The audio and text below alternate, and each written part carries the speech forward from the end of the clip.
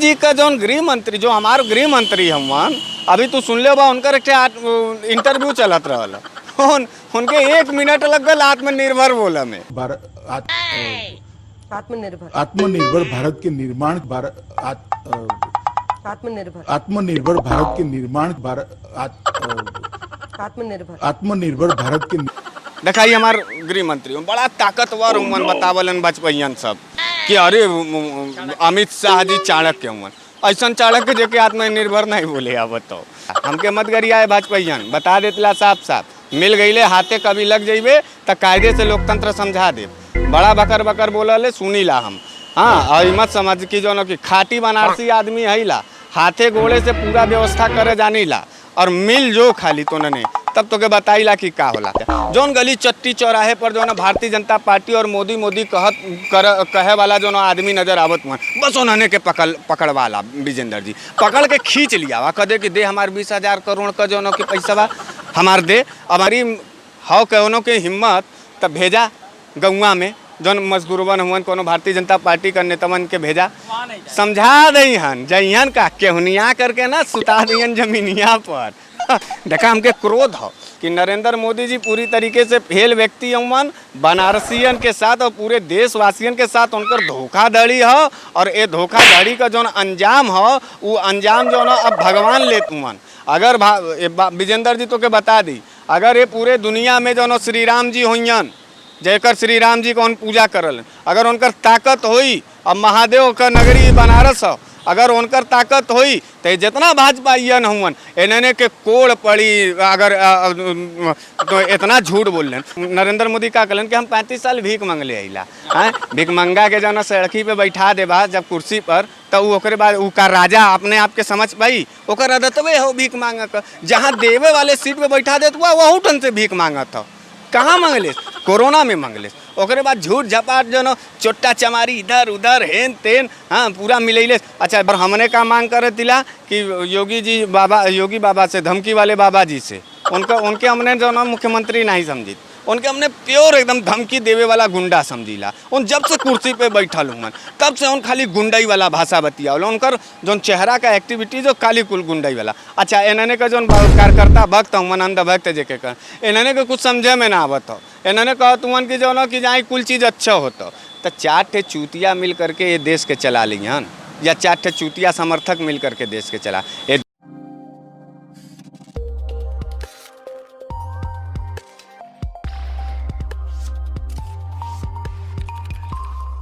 नमस्कार, मैं हूं ब्रजेंद्र यादव। आज हम एक बार फिर बनारस वाले मिश्रा जी के साथ में, लेकिन जो हमारी मातृभाषा है बनारसी भाषा है हम उससे बात करेंगे। मिश्रा जी बतावा 1 साल का कार्यकाल, चाइना एक फोटो वायरल हो रहा है, इमेज वायरल हो रही है कि सैनिकों को बंदी बनाया गया है। देखा भैया जब से मोदी जी आल हुआ तो मोदी जी कहत रहे ना कि हमार 56 इंची का सीना हो। हम वही नहीं सुनते रही, पूरा देश सुन ले। और यही बनारस से आकर के उन सांसदी का चुनाव लड़ल ना और चीन भल पाकिस्तान भल या फिर अन्य कोनो देश भल उस सारे देश के लोगन के जो ना मने जो विदेशी ताकत हैं उनके सामने उनकर बहुत बड़ा ताकत रहलन। कहत रहलन कि हम सबके ध्वस्त कर देब और भारत विश्व गुरु बन जाई। लेकिन 6 साल में एक बात एक बतावा कि पुलवामा हमला पाकिस्तान के भी तरफ से करल गल, उमन हमार 46 आदमी मारल गईलन। बड़ा लड़ाई झगड़ा भल तो इन दोनों के 3:30 बजे राती के जो स्ट्राइक कर गईलन। हाँ और वहाँ जो पता नहीं कहाँ बम पटकलन, वहाँ पाकिस्तान वाला कहले कि मेरा 300 जो बकरी मार के चले गए सब। ये हम नहीं कर रहे, पाकिस्तान वाला कहत हो ओकर रिपोर्ट हो कहबा तो हम ओके दिखाई हम ए लिए बात कहिला कैसे कि देखा हम मोदी जी की तरह झूठ नहीं बोली और ना हमके MP MLA बने का शौक हो। हम खाटी बनारसी आदमी हैला जौन मोदी जी हमसे कहले हुन, जौन मोदी जी हमने के सामने बक करके गल हुन वही बात हम तो के बतावत ला। अच्छा एक बात बतावा 5 लाख 6 साल हो गल। 6 साल में मोदी जी का जो ना इतना ताकत होले के बावजूद भी 1 साल पूरा कार्यकाल खत्म हो गल, दूसर का जो ना फिर कार्यकाल आयल, पहला साल बीतल हो परसों और 6 साल के बावजूद भी कोरोना का वार भयल भारत के अंदर, मोदी जी सुतल रह गईलन। फिर ओकरे बाद जो लगातार वो पिछले 3 साल से जो कि हमार बॉर्डर पर जो घुसत हो, लड़त हो, सुनत होबा डोकलाम के उ ले रहल अपने जद में। ओकरे बाद मने इनकर कोनो डरबे नहीं है। और अब लद्दाख में लड़त हुमन सब जो तो इनकर कोनो डर वर हो नहीं। मोदी जी का जौन गृह मंत्री, जो हमार गृह मंत्री हवन, अभी तू सुन ले बा उनकर एक इंटरव्यू चलत रहल, उनके 1 मिनट लग गल आत्मनिर्भर बोला में। दिखाई हमार गृह मंत्री बड़ा ताकतवर हुमन, बतावलन बचपन सब कि अरे अमित शाह जी चाणक्य हुमन, ऐसा चाणक्य जे के आत्मनिर्भर नहीं बोले आ बताओ। हाँ, और ओकरे बाद देलन जो तो गुजराती में बोल रहे होते नहीं, कुछ नहीं बोले का मामला नहीं हो भैया, मामला इनकर नियति समझे के हो। देखा हर बात में जौन हो कि खाली बड़कवा बन खातिन जौन हो खूब बढ़िया नारा दे देले से और खूब बढ़िया निबंध पढ़ गई। अभी देखा फिर कलियाँ निबंध पढ़ के गई लेना, उ निबंध जौन हो कक्षा 6 के लड़का से बोलवावा या हमके या तोके या इनके बैठा दा भैया, तो उ भी जौन हो उनसे बढ़िया बोल के जाई। उन तो भाइयों बहनों नाकी के बदौलत बोलल लेन, दिमाग का बदौलत तो हो नहीं उनके लगे, मोदी जी के लगे, उन नाकी के बदौलत और जुबान के बदौलत बोलल। अच्छा, यही बतिया जो सच्चाई हम बोली ला, यही भाजपाइयन के जो बड़ा बुरा लगला। तो उनके बुरा लग गईले से का भारतीय जनता पार्टी का गुंडई के वजह से हमने बोलब नहीं, उनके बोलब और उनके कहब कि नरेंद्र मोदी जी पूरी तरीके से फेल व्यक्ति हवन, बनारसियन के साथ और पूरे देशवासियन के साथ उनकर धोखाधड़ी हो। और ये धोखाधड़ी का जो अंजाम हो, वो अंजाम जो ना अब भगवान लेत हुवन।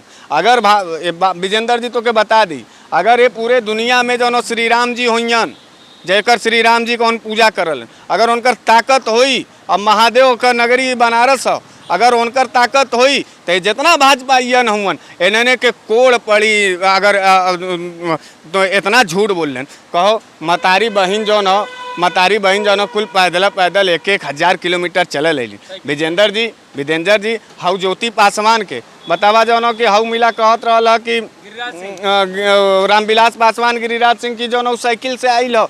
अरे उन्होंने के शर्म नहीं लगत रहल, उन्होंने के बिटिया के हमने जो न 1200 किलोमीटर चलवा सकल उनको न मिला, अपने लड़कन से चलवा। चिराग पासवान चलैन, गिरिराज सिंह का लड़की चलाई, हाँ, और किरण रिजिजू का जो न कि बहन चलाई 1200 किलोमीटर। माने इतना गिर जात हुआ कि का बोलत हुआ का ना बोलत हुआ। और ऊपर से अगर क्यों बोलत हो तो ऊपर गुंडई के भाषा गिरा के मरैन। देखा बर्दाश्त करे वाला इस शहर हो, हम भाई ठीक हो, पूरा बनारस में अइला पूछ रंगवा के तरह, हाँ, रहला तनी का अब बन गईला तनी का। माता गंगा ने बुलाया था मोदी जी को, माई गंगा बुलाई यार, उनके का मजाक कैला। माई गंगा और भोलेनाथ बोलैन, अब भोलेनाथ का ले भोलेनाथ हर हर का नारा कहाँ लगला, महादेव के लगे, खाली जे भगवान हो। हाँ, अब हर हर मोदी हम लगवा दी, हर हर हरीश लगेबा हमार नारा लगावा दे तो आर हम हर हर विजेंदर सुलुक जइबा, हाँ, चिमुर जइबा भैया। हमारा पद नहीं है, वो आपका पद नहीं, उतार पद नहीं हो, हमार पद नहीं, इनकर पद नहीं हो। उलुल जुलुल बतियले से जो न देश नहीं चलत। और निबंध पढ़ लेले से, निबंधवा तो हमरे घरे का लड़कवा जो न 6 साल का ऊ पढ़त हो कोरोना पर, और ऐसा पढ़े दे कि तोहार नरेंद्र मोदी जी और इनकर पूरा जितना कैबिनेट मिनिस्ट्री हो सब लजा जाई। तो जब निबंध पढ़े के हो तो ही पढ़बा, और क्यों नहीं है भारत में सब पढ़ ले। जब ऐसा ही जो न उलूल जुलूल झूठा झपाट बोल करके तो के शासन सत्ता चलावे के हो। एक साल में जो न 1 साल का भी जश्न मनावे लगलन। ये सब बतावा, यहाँ मौत का दौर चलत हो और जश्न मनत हो। हाँ, पूरा नवरत्न कंपनी उठा के बेच देलन। अब बनियान बहुत बड़ा जो न 23 कंपनियाँ बेचल गल हो भारत का लोग बेवकूफ़ बहुवन कि तारा उलुल जुलुल अब शब्द जानो कि तू जौन भी बतियेबा। अरे ठीक हो, एक तो श्रद्धा रहल, एक आस्था रहल। वो श्रद्धा और आस्था का गला घोट करके मुँह नहीं लेन मोदी जी और भारतीय जनता पार्टी। राजनीति का जौन एक आस्था रहल, राजनेतन का जौन एक सम्मान रहल, कुल तक खत्म कर देले हुमन। का बचल है इन्होंने के लगे। पीछे लॉकडाउन में सांसद मंत्री जो विधायक MP MLA थे, इनकी सैलरी दुगनी हो गई लॉकडाउन में, ये लोग करवा लिए हैं। अब बताइए, देखा लोगों का पैसा कटवा रहे हैं सारे सरकारी अधिकारियों का, और ऊपर से देखा राजा का प्रवृत्ति जानल विजेंद्र जी। राजा का प्रवृत्ति ई होला कि जब आफत विपत पड़ल तो हम तो के देव। राजा मतलब वही के बनावल जाला कि हर विपत्ति पर राजा मतलब घरे का मुखिया। हमरे के यहाँ कोनो विपत्ति पड़ल तो हमार मालिक हमार राजा कही कि नहीं तू लोगन के जेबा से ना खर्चा हुई, 1 रुपया भी इन्होंने के बतावा कि अगर देले हों, देखा जब आपत पड़ी तब तुम चंदा दो। अच्छा कैले का रहलन, खुदा तो बोलले रहलन ही कि हम 35 साल भीख मंगले हिला। हम नहीं बोलत तिला भैया, हमके मत गरियाए भाजपैयन, बता देतला साफ साफ। मिल गईले हाथे कभी लग जइबे तो कायदे से लोकतंत्र समझा दे। बड़ा बकर बकर बोलले सुनीला हम। हाँ और मत समझ कि जो कि खाटी बनारसी आदमी हैला, हाथे गोड़े से पूरा व्यवस्था करे जानीला और मिल जो खाली तो ने तब तो के बताईला कि का होला। विजेंद्र जी बात के समझा का कहत हुआ, इन्होंने का कलन कि जो कि पूरा जो देश में जो कि कोनो नरेंद्र मोदी का कलन कि हम 35 साल भीख मंगले अला हैं। भीख मंगा के जो सड़की पे बैठा देबा जब कुर्सी पर तो ओकरे बाद उ का राजा अपने आप के समझ पाई, ओकर अदतवे हो भीख मांग कर। जहाँ देवे वाले सीट पे बैठा देत हुआ वहू टन से भीख मांगत हो। कहाँ मंगले? कोरोना में मंगले। ओकरे बाद झूठ झपाट जो चोट्टा चमारी इधर उधर हेन तेन हाँ पूरा मिलैले। अच्छा 20 लाख करोड़ का हिसाब तो के मिलल है? कोनो भी लघु उद्योग कुटीर उद्योग वालन के जो कि कुछ मिलल हो? कोनो मिला हुआ इतना मिला हुआ पूछ ला या पूरा सड़किया से एक मिला के। ठीक है जे गुलाम बा जे के डर लगत बा उ न बोली मोदी मोदी का हमने खाटी बनारसी अला पूरा बनारस वोट देले हो, गुलाम थोड़ो नहीं है। अरे ठीक है बिजली का बिल देखा या हुआ खड़ा हुआ बगल में पूरा बिजली का बिल देखा। कोरोना से अभी हमने जूझत दिला, महंगाई ऊपर हो, लॉकडाउन से एकदम कमाई बंद हो और हमने का मांग करे दिला कि योगी बाबा से, धमकी वाले बाबा जी से उनके हमने जो ना मुख्यमंत्री नहीं समझी, उनके हमने प्योर एकदम धमकी देवे वाला गुंडा समझीला। उन जब से कुर्सी पे बैठल हुआ तब से उन खाली गुंडाई वाला भाषा बतिया उनकर जो चेहरा का एक्टिविटी जो काली कुल गुंडाई वाला। अच्छा इन्होंने का जो कार्यकर्ता भक्त हुआ अंध भक्त जे के कर इन्होंने के कुछ समझे में ना आवत हो। इन्होंने कहा तुमन की जो ना कि जहाँ कुल चीज़ अच्छा होता तो 4 ठे चूतिया मिल करके ये देश के चला ली हन, या 4 ठे चूतिया समर्थक मिल करके देश के चला। ये देश के अंदर तमाम विचारधारा। मंत्री आप कहते थे राजनाथ सिंह को, आज उनका एक बयान अभी तक कुछ हुआ नहीं है, इस मामले को लेकर उनको एक बयान आना चाहिए था जो। अरे भाई साहब बयान के चक्कर में पड़ल हुआ कि वहाँ जो कि घुस करके जो कि चीन का जो गर्दनवा पकड़ करके वहाँ पीछे ढकेले का बारी आवत, उन्होंने चलल आवत मन कहाँ हुआ समझ में ना आवत। तो चीन का करत हो छोट कर नेपाल देश साला जो जेकर जौने देश के लोग हमने के यहाँ चौकीदारी करत रहे ना। अच्छा नरेंद्र मोदी जी कभी भी उच्च कोटि का प्लान तू सुन ले हुआ? कभी नाली के गैस से उन चाय बनैहन, कभी उन रोजगार के नाम पर पकौड़ा तलवैहन, तब फिर दौड़ करके जो उन चौकीदार हो जाइन। अरे यार भाई साहब विचारधारा और बुद्धि का खेल होला। विचारधारा और बुद्धि के खेल में का होला? लोग तू बनैबा अपने लड़का के चौकीदार, तू अपने लड़का के IAS PCS बनैबा, तू अपने लड़का के इंजीनियर बनैबा, वकील बनैबा। हाँ ये प्रधानमंत्री हवन और ये जो देश हवन और यह मुख्यमंत्री हवन जो कहत का हवन की जो चौकी की जो कि हम प्रवासी भारतीयन के लेके अली। अब वहीं उनकर उपयोग करते हैं लोग, इतना बेइज्जती वाला काम कर रहे हैं। देखा प्रवासी ये सब हिंदी में नारा हिंदी और अंग्रेजी का बड़ा बढ़िया डिफिनेशन कर रहा ये सब छोड़ा। इन्होंने पढ़ले लिखल ना हुआ भाई साहब, साफ साफ सीधे सीधे सुना कि ये सब गुंडई के बल पर पूरा सरकार चलावा चाहत हुआ। अब हमने गरीब मजदूर आदमी हैला, हमने मरे के कागार पर हिला। देखा एकदम स्पष्ट रूप से बताई कि कुछ चलत नहीं हो, न घर चलत हो न परिवार चलत हो, घरे में तनाव चलत हो। कहत का हुआ अब नया नारा दे दिले हुआ आत्मनिर्भर। एक ठे कोनो भारतीय जनता पार्टी के लोगन का जितना ठेकेदार हुवन, जितना गुंडई करे वाले लोग हुवन, आत्मनिर्भर करावे खातिर जनो बोला दे कि चला बिना कमैले तू परिवार चला पहियन। हाँ आत्महत्या कर लियन। आत्मनिर्भर करे का मतलब यह कि देश के मोदी जी कह दिले हुवन कि अब आत्महत्या करला। आत्मनिर्भर मतलब का होला यार? हाँ 20 ठे कंपनी लगावे के चाहिए आदमी। हाँ ऊपर से तू जनो रेलवे बेचत हुआ, एयरपोर्ट बेचत हुआ, जो नॉन रत्न कंपनी बेचत हुआ, कुल बेचे ही के। तब भिखमंगा टाइप के लोगन के जब सत्ता दे देबा तो बेची बाची। देखा एकदम स्पष्ट बात सुना। अच्छा लगी तो ठीक तो के तोरे लगे बुद्धि हो, अच्छा नहीं लगा तो एक मतलब तार बुद्धि पतन हो गलो। तब पागलन के राय पर ही देश न चली, अंधभक्त और पागलन के राय पर ही देश न चली। पूरा गरीब हो कौनों के हिम्मत तब भेजा गौवा में जौन मजदूरवन हुआ कोनो भारतीय जनता पार्टी का नेतावन के भेजा, समझा दईहन जइहन का केहुनिया करके ना सुता दईहन जमीनिया पर। देखा हमके क्रोध हो। हाँ तो आपके हम एक बात बताई, ई सबनन बहुत बड़ा गरीब मजदूर का आदमी हुआ ना, कहत हुआ ना गरीब मजदूरन का सरकार हो, ई सबनन से जो ना पूरे 1 साल का बिजली का बिल माफ करवा दा। भाई सरकार तो इतना ही कर सकला ना। प्राइवेट कंपनी वाले जो थे जिसको दे रहे हैं कोरोना में कोई दिखायल नहीं। अरे कौनो एक ठे हीरो बतावा जौन जौन इंटरव्यू लेवे वाले हवन, बड़का बड़का इंटरव्यू, बड़का बड़का हीरो, बड़का बड़का पूंजीपति, सबके बोलावा देखावा, कहीं कोनो मिला देखत हुवन, जो न कहीं कोनो मिला देखत बोलत हुवन।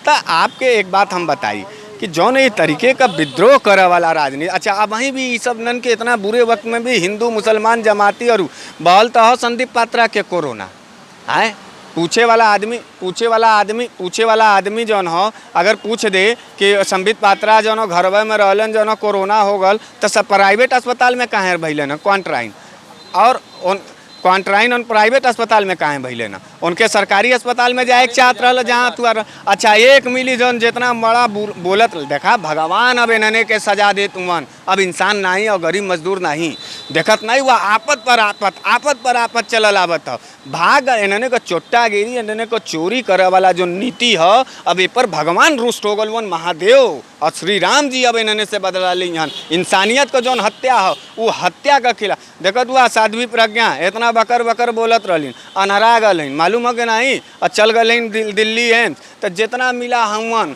अंधभक्त से लेके सरकार तक अब इन्होंने के भगवान रखे और गली मजदूर देखा। एक बात और बताइए, अंतिम बात सुन ला हमार कि देखा न मोदी मिलत हुवन गरीबन के न योगी मिलत हुवन, तो जितना गरीब मजदूर हुवन जितना भूख बिना खाए मरत हुवन उन्होंने के तू सब जनन के एक हम राय देवे चाहती है, जौन गली चट्टी चौराहे पर जो है भारतीय जनता पार्टी और मोदी कहे वाला जो आदमी नजर आवत हुआ बस उन्होंने के पकड़वाला विजेंद्र जी पकड़ के खींच लिया वा कदे कि दे हमारे 20,000 करोड़ का जो की पैसा बा हमार दे। अब वहीं जो अमित शाह कहलन कि हम 41 करोड़ महिलाओं को 53,000 करोड़ रुपया दे दिले हिला। अरे गजब का चुतियापंथी वाला कहानी है, कुछ भी आवत हो कुछ भी बोल दे तू। स्मृति ईरानी जी भी कहा है। हाँ स्मृति ईरानी 80 करोड़ लोगन के भोजन दे देते हैं, अंड का बंड जितना समझ में आओ तो तौन तू बोले चल जात हुआ यहाँ गरीब। तो देखा भैया अपन फैसला करे के अपन जिंदगी बचावे के हो, कोरोना तो बाद में मारी लेकिन ये भारतीय जनता पार्टी वाले हमने के पहले मुआ दिए, मरे से बेहतर ये हो कि चल करके इन्होंने से लड़ल जाए। जितना भारतीय जनता पार्टी वाले नेता